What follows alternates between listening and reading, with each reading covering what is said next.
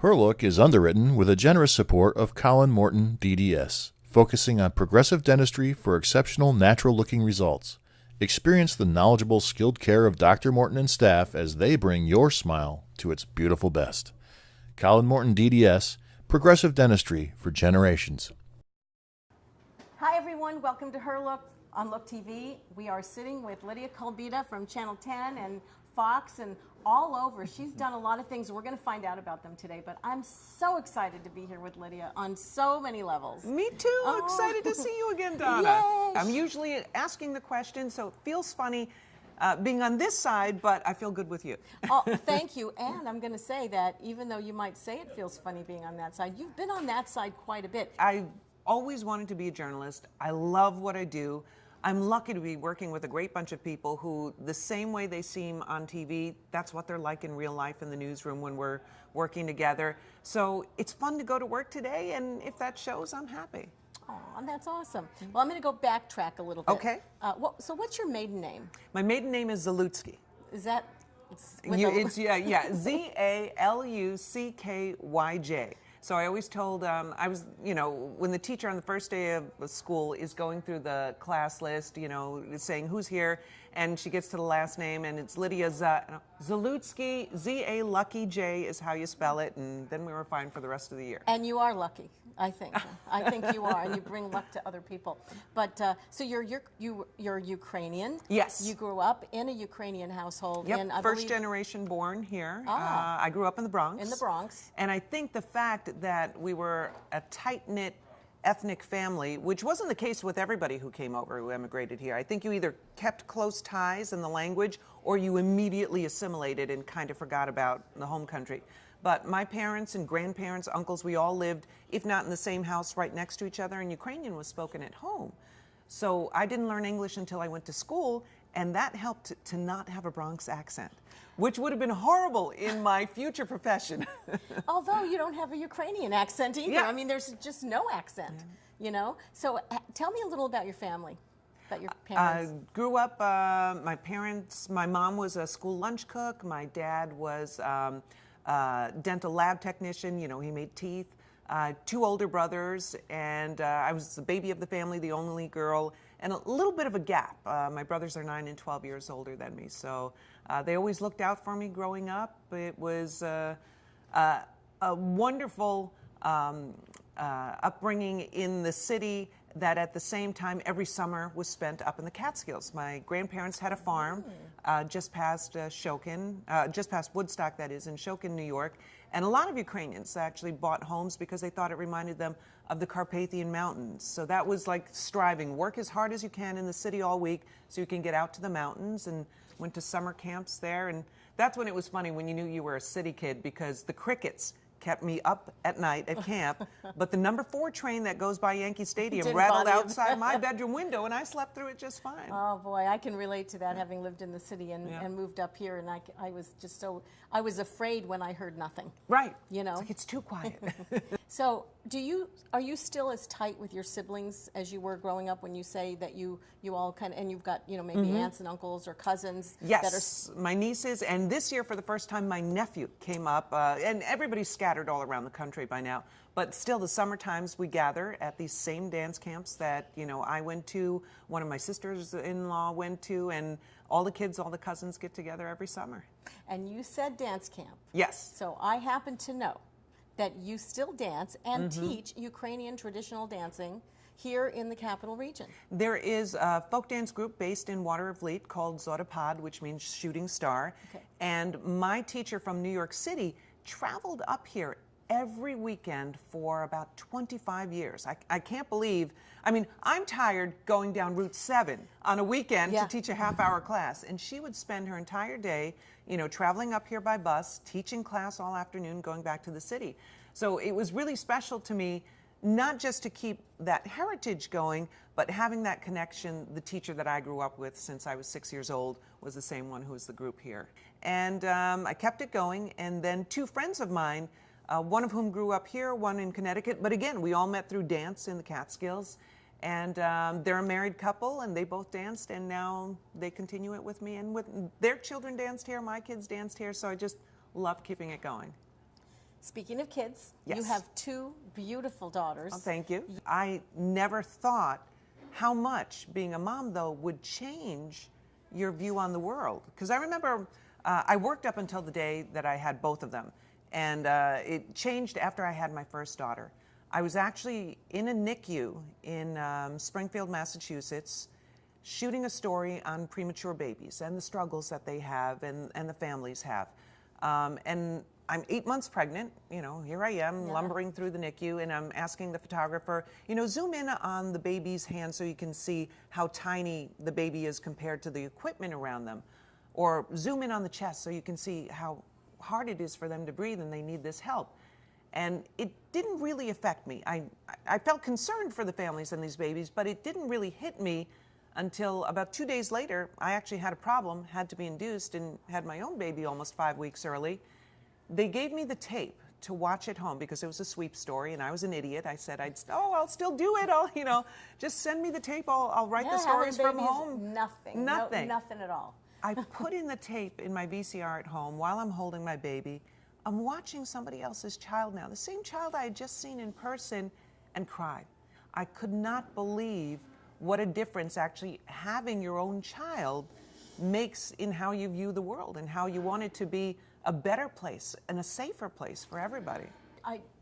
One of the things that really interests me about you, and I'm really impressed by it. I don't know if that's the right word, but you know, you have grown up doing a lot of things. You know, I read your bio. I've known you. I've seen you. You've done, you know, from college. You think you're getting your master's now in elementary education. There was a point in my career where I was asked to leave, you know, one job. It made me rethink what else in life is there that I would want to do, because I'd wanted to be a journalist since I was a kid. You know, and I was happy doing it, but if I couldn't do that anymore, what else would I want to do? And to me, being a reading teacher, wouldn't it be amazing to be able to open the world of reading to somebody, because it really opens the entire world. I agree. But back to what I was getting at, I know that you do a lot of that, school, work, you know, your daughters, your dance, you're a foodie, we'll get to that. You also have your mother-in-law with you. Yes. When I grew up, my grandparents lived with me, and I grew up seeing my mom taking care of her parents, and I always assumed that that would be me. You know, even though I have two older brothers, it's usually the woman's job in the family to be the caretaker. So I sort of assumed that I would have my parents living with me when I eventually got married and had children. My mom, unfortunately, passed away just about a year after retirement. So when my husband's parents' health started going, my father-in-law was getting Alzheimer's. They had retired. They lived in the Catskills. And I said, we can't leave them alone anymore. We had spent an entire summer driving down every weekend from the Capital Region to the Catskills. And I was like, we can't do this during the winter. And they moved in with us. It was great. You know, having the grandparents with your children every day is just an incredible experience to share stories and to have that closeness with the grandchildren. But eventually my father-in-law's Alzheimer's got to the point where it wasn't safe for him to be at home. He'd forgotten how to walk. One night he gets up, fell down, broke a rib. And my mother-in-law didn't call us, just kind of covered him up, and it was going to get him breakfast the next morning. I was like, okay, this is not safe, not good. And he was in a nursing home for a year after that. I drove her every day for her to feed him lunch. After his passing, it was very sad for her because they'd been married more than 50 years, and I called it divorce by Alzheimer's. You know, it eventually is what it had become at the end, because he couldn't remember her, he couldn't remember anybody. But, you know, after a period of mourning, she bounced back. She makes pierogies at our church here in South Troy, so... You know, which you do with a lot of the ladies, right? Yes, yes. And that's fun to see. The couple of times a year that we do that, you know, I'm slinging 50-pound bags of potatoes and onions around because and taking orders online. Yes, and I know my place because I don't want to sit next to the ladies who've been pinching pierogies for 50 years because then tell me that I'm pinching wrong. So I pick the job that I can do, not the job that, you know. And I'm going to get schooled for. And it's good that you're doing it, with your mother-in-law. Yeah. I mean, and you said, and it's really important to just mention that as women, is quoting, sort of paraphrasing what you said, that we end up being the caretakers. Yes. It just so happens that is the way it is most of the time, So you end up with a situation where you have an in-law or a mother or father that you're caring for while you're working full-time, while you're still managing children, and while you still are trying to nurture a relationship. Where in there is time for you? There was none. Frankly, when people say you can have it all, there's a commercial that runs, yes, you can have it all. And every time I hear it, I joke to Elise, I say, no, you can't. I feel like I finally, over the past year, once the kids are old enough, and now they're both away in college, yes, I can exercise, I can work out, I can do it. We go out on date nights now, It's I know. Painting the town red. Yeah. But, it comes in ebbs and flows, and that's how it happens. And this show is about empowering women and young women. So what do you think what do you think are in the minds of young women like your daughters or my daughter or any other daughters watching us trying to do all of those things and squeezing out little bits of time? Do you think that they think that we're strong and independent and wonderful, or do you think that they're saying to themselves, I'm never going to do that? I think they admire what we do, but I sometimes wonder, am I setting them up for unrealistic expectations that, again, this is what you're going to have to do? I grew up watching my mother do it that way, and she always put herself last, and I did the exact same thing. Hopefully, I'm trying to show them you don't have to put yourself last. I think I did it a little bit better than my mother, and I don't mean that in an arrogant way that I did it better than her, but I mean it better in that hopefully I took care of myself a little bit more along the way, and then hopefully my girls will take a little more care of themselves along the way as well too. Yeah, and I agree with you. I think that it's important that we recognize the ways that we can show our kids to have the same compassion for family, for friends, for job, for all of that, but still have time for themselves, but not to be too selfish either, Right. And there is a balance there, Yeah. you know what I mean? And then I also know you love to travel with your family. I know you love to travel with your husband. So let's talk about that. Let's talk about what you do for fun. We've actually started using vacations as gifts. Because really, what do you need? I drive an 8-year-old car that has 190,000 miles on it because I don't care. I just need wheels to get from point A to point B. It's not a status symbol for me. For me, I would rather spend my money that, after you pay all the bills and you've got fun money, what are you going to do? Let's go someplace together and make some memories. I like that. Yeah. So the kids' graduation gifts have turned into family vacations.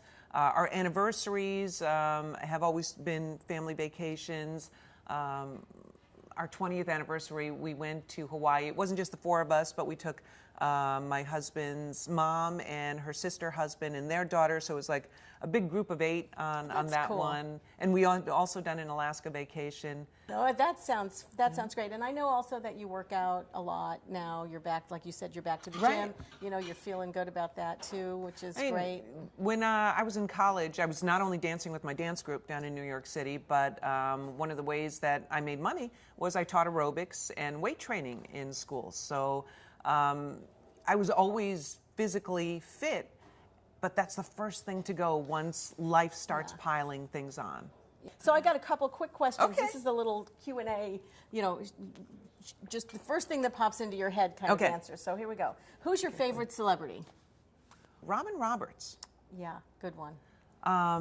When I ran for the Leukemia Lymphoma Society Woman of the Year a couple of years ago, she did an interview with me that was just, she was so raw, open, honest, real about everything that she'd gone through with her health crises, and the fact that she was able to battle through all of that and while still working most of the time was wow.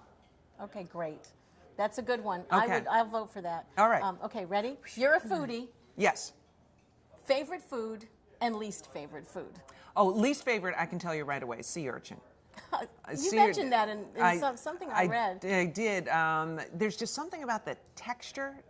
It's the only food I've ever not only spit into a napkin, but I've wiped my tongue afterwards. Okay, so is favorite food. Oh, favorite food, right, favorite food. Do I go for something Ukrainian like pierogies? Who doesn't like pierogies? Yeah, let's go for pierogies. Okay. How about this? Is there something on your bucket list that you... It's something I swore I would never do, but I think I may be talked into doing it next year, jumping out of a plane. Yeah, I know. I'm going to do it. Good for you. Yeah, no, I'm going to do it for charity. So, I figure, even if I don't make it, hopefully somebody will benefit at the end of it. Well, you can't back out when you do it for charity, right? Right. You That's like the other have thing. To do it. So that'll make me do it. Oh wow! Well, I want to be around when you do that, so All I right. can tape. We can come tape that. And then lastly, the show is about empowering women. Young women, women of our age or older. Is there some piece of advice, if you were, let's just say, younger women, if you're sitting in a room like you probably have, full of maybe sophomores in high school, and they're looking at you as a celebrity, a news anchor, a mom, finding out more about you. What is one piece of advice that you would give them before you left that room?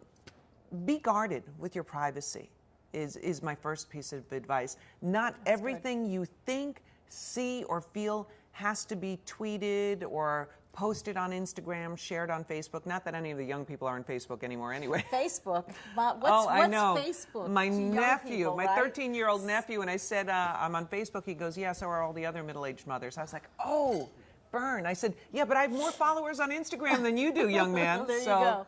And the other piece of advice is know your worth and don't be afraid to ask for it. As a woman, as a person, you bring a value to the job, and you should be paid for whatever that value is, and young women should not be afraid to ask for that value. Politely, but ask for it. Well, I think that's probably right across that transcends all age groups, right. That advice, because even at our age, we end up feeling a little bit more, that caretaker thing kind of keeps pushing itself up front, and you can do it all that way. You know what I mean? Yeah. And so we've come to the end of our little bit of time together, and I'm heartbroken. I don't want to leave you yet. But I do know you're a foodie, and I want to say we're at Yono's restaurant, and Yono's in Albany is one of the best restaurants in the world. And we have some Indonesian banh mi. And you haven't had banh mi before. No, So yeah, it's probably the signature dish here. So we're gonna cut those cameras. Maybe we'll get a little B-roll, and we're gonna taste that banh mi. Looking forward to it. Yummy. Thank you, Lydia. I want to give you a hug. Thank you. You have been a fantastic guest on our show here at Her Look on Look TV. Her Look is underwritten with the generous support of Divorce Mediation Center, LLC. Mediation is less expensive, confidential, and much less intimidating than going to court. At DMC, helping couples to make their own decisions with results that are less stressful for the children of the marriage is our goal. Divorce mediation is approved by the American Bar Association.